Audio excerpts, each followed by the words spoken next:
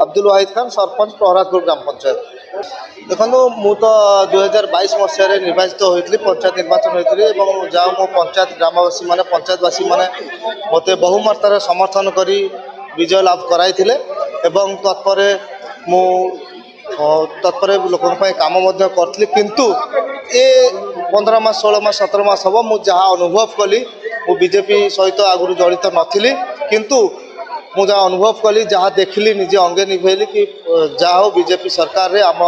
माननीय विधायक इंजीनियर प्रकाश सेठी नेतृत्व में बहुत उन्नतिमूलक कार्य होची एवं मो पंचायत रे विभिन्न उन्नयनमूलक कार्य सुरुखुरु रूप हो पारुछि एवं मु लोक निर्वाचित एवं मु लोक आज ये पोजिशन अच्छी तेणुक मो लोक जो जोटा भल हम मुझे चिंता करी आग को विधायक सहित एक हो कम कर लोक सेवा करी भलरे भलरे मो लोकंर